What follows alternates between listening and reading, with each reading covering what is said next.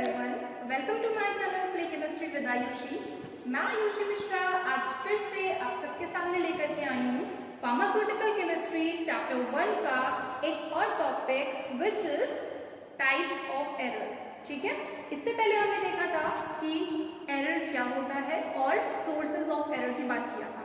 ठीक है गाइस, आज हम देखने वाले हैं कि कितने प्रकार के एरर्स होते हैं, मीन्स टाइप्स ऑफ एरर्स कितने हैं। ठीक है, तो यहाँ पे देखिए बेटा, दो टाइप के एरर्स होते हैं। ठीक है, पहला है आपका सिस्टमैटिक एरर और दूसरा है आपका नॉन सिस्टमैटिक एरर। ठीक है, सिस्टमैटिक एरर को हम डिटरमिनेंट एरर बोलते हैं और नॉन रैंडम एरर्स बोलते हैं, मतलब ये दोनों नाम ही सिस्टमैटिक एरर के हैं। ठीक, नॉन सिस्टमैटिक एरर को हम इनडिटरमिनेंट एरर बोलते हैं, रैंडम एरर्स बोलते हैं, और ये दोनों नाम नॉन सिस्टमैटिक एरर्स हैं, मतलब इन दोनों नाम से हम नॉन सिस्टमैटिक एरर को जानते हैं। अगर क्वेश्चन ऐसे आते हैं आपसे डायरेक्टली ये पूछता है इनडिटरमिनेंट एरर, तो आपको नॉन सिस्टमैटिक ही बताना है। ठीक है, अब देखिए सिस्टमैटिक एरर्स क्या होते हैं, मतलब डिटरमिनेंट एरर क्या है या फिर सिस्टमैटिक एरर क्या है। तो इसमें क्या होता है कि source and cause can be known and error can be minimized और avoided by following proper procedure carefully. क्या मतलब हुआ इसका, देखिए इसमें हम जब किसी लैब में, जब किसी लैबोरेटरी में हम किसी प्रोसीजर को परफॉर्म करेंगे, ठीक है, उस प्रोसीजर में होने, मतलब उस प्रोसीजर के दौरान, मतलब उसको परफॉर्म करने के दौरान जो भी हमसे गलतियां होंगी, ठीक है, जितनी तरीके के हमसे एरर्स हो रहे हैं, तो वो कहाँ से हो रहे हैं, मतलब उनका सोर्स क्या है, कहाँ पे हमसे गलतियां हो रही हैं, उसका कारण क्या है। ठीक है, तो यहाँ पे यही बताया कि सोर्स को और कॉज को हम पता कर सकते हैं। ठीक है, सिस्टमैटिक एरर में हम सोर्स को, मतलब कहाँ से गलती हो रही है और उसका कारण क्या है, मतलब कॉज क्या है, इन दोनों चीजों को हम पता कर सकते हैं। ठीक, अब जब इन दोनों चीजों को हम पता कर लेंगे कि एरर कहाँ से हो रहा है, क्यों हो रहा है, अब जब उसका कारण और सोर्स पता कर लेंगे तो हम उसको मिनिमाइज भी तो कर सकते हैं, उसको हम सुधार लेंगे। ठीक है, कि मिनिमाइजेशन और अवॉइड कैसे करेंगे। ठीक है, मतलब क्या है, यहाँ पे अगर हम सोर्स और कॉज का पता कर ले रहे हैं तो हम उस एरर को मिनिमाइज कर पाएंगे, ठीक है, या फिर इग्नोर कर पाएंगे, अवॉइड कर पाएंगे bye following proper procedure carefully.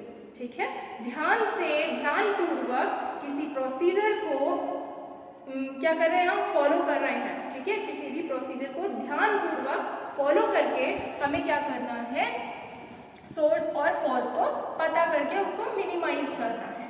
ठीक, यही है आपका सिस्टमैटिक एरर। अब सिस्टमैटिक एरर के फर्दर 5 टाइप्स हैं। ठीक है, सिस्टमैटिक एरर के फर्दर 5 टाइप्स हैं। कौन कौन से, देखिए पर्सनल एरर है, देन इंस्ट्रूमेंटल एरर है, देन ग्लासवेयर एरर है, उसके बाद reagent error and last is method errors. ठीक है, अब देखो बेटा, पर्सनल एरर क्या होता है। पर्सनल एरर का मतलब इसमें लिखा भी हुआ है कि individual analyst is responsible and not connected with method. क्या मतलब हुआ इसका मतलब ये है कि जो पर्सन है, जो इंडिविजुअल पर्सन है, जो परफॉर्म कर रहा है प्रैक्टिकल को, ठीक है, वो यहाँ पे रिस्पॉन्सिबल होता है, और यहाँ पे मेथड से जो आपका प्रोसीजर है, मतलब आपसे प्रोसीजर करने के दौरान, ठीक है, वहां पे एक्सपेरिमेंट को परफॉर्म करने के दौरान कुछ गलती नहीं हो रहा है, मतलब मेथड की वजह से कोई गलती नहीं हो रहा है। ठीक, यहाँ पे गलती आपसे हो रहा है, मतलब एक इंडिविजुअल पर्सन से हो रहा है, मतलब उसको कुछ डिजीज हो सकता है। अब डिजीज जैसे क्या है कि अगर उसको उसके हाथ शेक कर रहे हैं, ठीक, अगर कोई पर्सन है जो कि लैब में ऑपरेशन को परफॉर्म कर रहा है, एक्सपेरिमेंट को परफॉर्म कर रहा है, और उससे कुछ डिजीज है, उसके हाथ शेक कर रहे हैं, उसका बीपी हाई है, उसके हाथ शेक करेंगे तो उसका जितना भी मतलब केमिकल वगैरह होगा वो गिर जाएगा, इधर उधर गिरेगा वे करने के टाइम पे। अब जब इधर उधर गिरेगा तो जाहिर सी बात है हमारा जो प्रोडक्ट है वो सही नहीं बनेगा, उसमें कुछ ना कुछ तो एरर आएगा ना। ठीक, आपसे कुछ गलती हो रही है और उस पर्सन की वजह से हो रही है, मतलब उसकी कुछ पर्सनली क्या है, प्रॉब्लम है, ठीक है, उसको डिजीज हो रखा है, इस वजह से आप एरर ये क्रिएट हो रहा है। तो इस टाइप के जो एरर होते हैं उनको हम पर्सनल एरर्स बोलते हैं। ठीक है, उसके बाद है बेटा इंस्ट्रूमेंटल एरर। अब देखिए इंस्ट्रूमेंटल एरर क्या होते हैं। इंस्ट्रूमेंटल एरर का मतलब ये है कि लैब में जब आप परफॉर्म कर रहे हो किसी भी एक्सपेरिमेंट को, तो उसके दौरान आप बहुत सारे इंस्ट्रूमेंट्स का भी यूज करोगे, बहुत सारी मशीन्स का यूज करोगे। जैसे आप खाना बनाते हो तो खाना बनाने के टाइम पे आप गैस का यूज करते हो ना, बहुत सारी चीजों का, और भी माइक्रोवेव का यूज करते हो, फ्रिज का यूज करते हो स्टोर करने के लिए खाने को, ठीक है, माइक्रोवेव का भी यूज करते हो। तो ये सब क्या है, इंस्ट्रूमेंट्स है, ये सब तो घर पे खाना बनाने के लिए हो गए। अब यहाँ पे हम क्या करेंगे, यहाँ पे भी बहुत सारे, लैबोरेटरी में भी बहुत सारे ऐसे इंस्ट्रूमेंट्स हैं। अब मान लीजिए कि अगर आप जैसे वेइंग बैलेंस है जिसपे आप किसी भी केमिकल को वे करते हो, अगर वो खराब है, ठीक, वो सही से रीडिंग नहीं दे रहा है, आपने उसको कैलिब्रेट नहीं किया प्रॉपर्ली, वो कैलिब्रेटेड नहीं है, ठीक, कैलिब्रेट नहीं करोगे वो सही रीडिंग नहीं देगा, एक्यूरेट रीडिंग नहीं देगा, तो रीडिंग गलत होने के कारण एरर आएगा, ठीक है। अगर इस टाइप का कोई एरर है तो उसको हम क्या बोलेंगे बेटा, इंस्ट्रूमेंटल एरर, मतलब मशीन की वजह से गलती हो रही है, जो आपका इंस्ट्रूमेंट है उसकी वजह से गलती एरर आ रहा है, ठीक है। अब देखिए बेटा थर्ड वाला, थर्ड क्या है, ग्लासवेयर एरर। इसमें क्या है कि ग्लासवेयर जो यूज हो रहे हैं लैब में वो सही से यूज नहीं हो रहे हैं, मतलब वो अनकैलिब्रेटेड है, या फिर उनको हम प्रॉपर्ली वॉश करके क्लीन नहीं कर रहे हैं। मतलब जो ग्लासवेयर है उनको क्या करना है हमें, क्योंकि देखिए उसमें पहले से ही कुछ ना कुछ इम्प्योरिटी लगी रहती है, उसको अगर हम सही से क्लीन नहीं करेंगे, ठीक, वॉश नहीं करेंगे, क्लीन नहीं करेंगे, उसके बाद उसको ड्राई नहीं करेंगे, तो क्या होगा, हमारा जो प्रोडक्ट बन के आएगा, ठीक है, उसमें पहले जो केमिकल्स यूज किए गए थे उसका कुछ ना कुछ एक्सट्रैक्ट उसमें हमारे प्रोडक्ट में भी आ जाएगा, ठीक है। या फिर जो ग्लासवेयर से उनको वॉश नहीं कर रहे, क्लीन नहीं करें, तो उसमें क्या होगा, उसमें माइक्रोबियल कंटामिनेशन हो जाएगा ना। अब माइक्रोबियल कंटामिनेशन की वजह से, मतलब माइक्रोब्स जो होंगे वो उसमें ग्रो कर जाएंगे, उसकी वजह से क्या हो रहा है, आपका जो प्रोडक्ट है वो भी कंटामिनेटेड ही बनेगा, ठीक है। तो ये क्या होता है आपका ग्लासवेयर, मतलब जो ग्लासवेयर यूज कर रहे हो, मतलब जितने भी लैब में आप ग्लासवेयर यूज करते हो, जैसे बीकर है, कोनिकल फ्लास्क है, ठीक है, आपका राउंड बॉटम फ्लास्क है, तो पिपेट है, ये सब अगर आप वॉश करके क्लीन करके नहीं यूज कर रहे हो तो ग्लासवेयर एरर हो सकता है, ठीक है। उसके बाद है आपका रिएजेंट एरर। रिएजेंट एरर क्या कह रहा है कि रिएजेंट अगर कंटामिनेटेड है, मतलब कि उसमें माइक्रोबियल अगर कंटामिनेशन हुआ है, माइक्रोब्स ग्रो कर गए हैं, तो जो रिएजेंट है वो आपका खराब होगा। अब उसके खराब होने की वजह से आपका जो प्रोडक्ट है वो भी खराब ही बनेगा, ठीक है। और हम क्या कह सकते हैं कि जो रिएजेंट्स हैं अगर वो लो क्वालिटी के हैं, मतलब अगर वो अच्छी क्वालिटी के हम नहीं ले रहे हैं, वो चीप क्वालिटी के हैं, ठीक है, उनकी क्वालिटी खराब होने की वजह से भी रिएजेंट एरर आ सकता है, ठीक, मतलब आपका जो प्रोडक्ट है वो सही नहीं बनेगा, वो लो क्वालिटी का बनेगा, जो कि हमारे लिए सही नहीं है, ठीक है।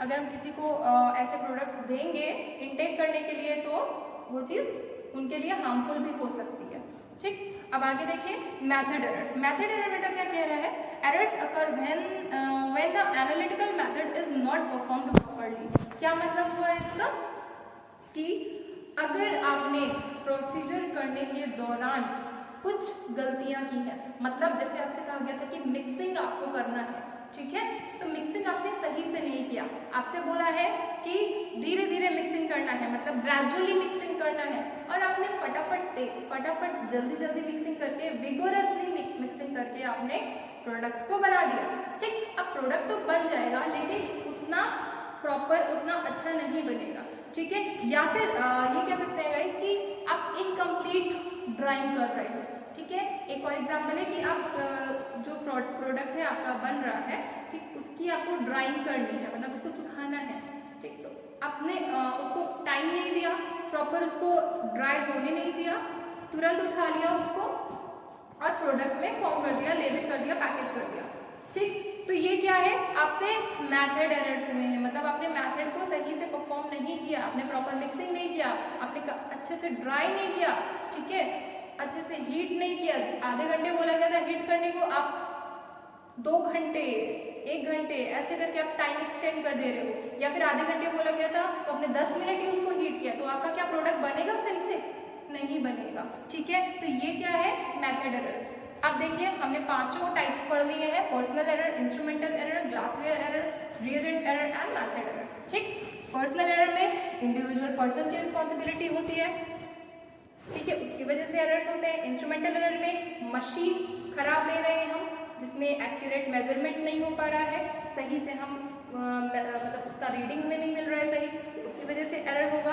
ग्लासवेयर एरर में जो ग्लासवेयर आप ले रहे हो, ठीक है, वो सही नहीं है, वो वॉश नहीं है, वो क्लीन नहीं है, तो वॉश क्लीन नहीं होंगे हुई तो उसकी वजह से एरर आएगा। रिएजेंट एरर में क्या है, रिएजेंट्स आप लो क्वालिटी के ले रहे हो या फिर कंटेमिनेटेड ले रहे हो तो उस वजह से एरर आएगा। और मेथड एरर में आप मेथड को प्रॉपर्ली परफॉर्म नहीं कर पा रहे हो, ठीक है, उसकी वजह से एरर आएगा। तो ये है आपके टाइप्स ऑफ सिस्टमैटिक एरर, ठीक। अब हम सेकेंड देखने जा रहे हैं non systematic error. Non systematic error क्या है, नॉन सिस्टमैटिक एरर में जैसे हम इसमें कह रहे थे कि सोर्स और कॉज हमें पता कर पा रहे हैं और अगर हमें सोर्स और कॉज पता होगा तो हम उसको मिनिमाइज भी कर पाएंगे, ठीक। इसमें क्या है नॉन सिस्टमैटिक एरर में, नॉन सिस्टमैटिक एरर में source and cause is not known.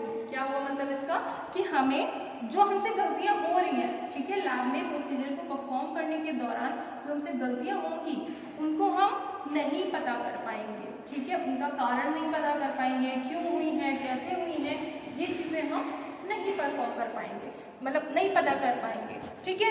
और जब उनको पता नहीं कर पाएंगे तो क्या हम एरर को मिनिमाइज कर पाएंगे, आप बताइए, कर पाएंगे? ऑब्वियसली नॉट, ठीक है।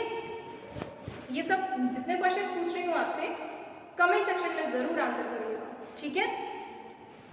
तो क्या है यहाँ पे, इजी सा है, इसमें हम सोर्स और कॉज को पता कर सकते हैं और सोर्स एंड कॉज को पता कर पाएंगे तो उसको मिनिमाइज कर पाएंगे, ठीक। और यहाँ पे क्या है कि यहाँ पे हम सोर्स एंड कॉज को पता नहीं कर पाते हैं, सोर्स एंड कॉज को पता नहीं कर पाएंगे तो हम एरर को मिनिमाइज भी नहीं कर पाएंगे, ठीक है गाइस। तो आज का हमारा टॉपिक यही तक था, टाइप्स ऑफ एरर्स आज हमने देखा है।